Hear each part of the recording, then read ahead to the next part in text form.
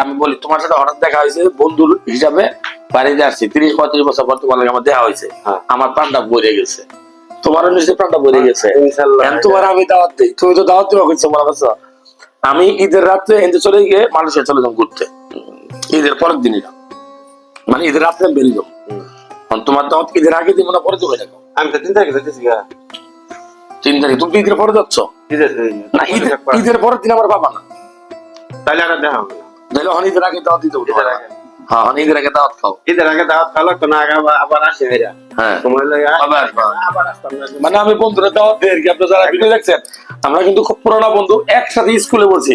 মানে অনেকে high school না, কিন্তু এটা প্রাইমারি স্কুল। প্রাইমারি স্কুলের জীবনটা হলো আসল।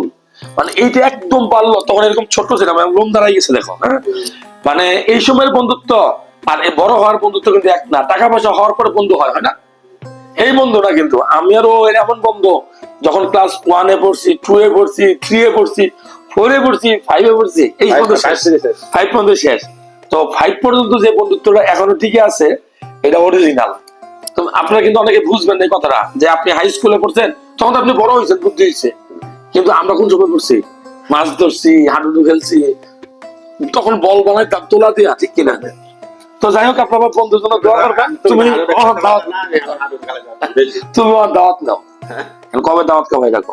ঈদের আগে হতো না, ঈদের আগে হতো না, তোমার সময় নাই।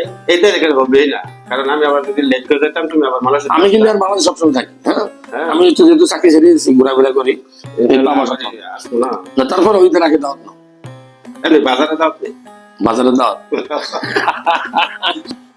যাই হোক, আপনার দোয়া করবেন, বন্ধুরা দাওয়াত দিয়ে যাবো, হয়তো আপনারা শুনবেন না। চলো আমরা তোমার দাওয়াত দিয়ে আসো। ওটা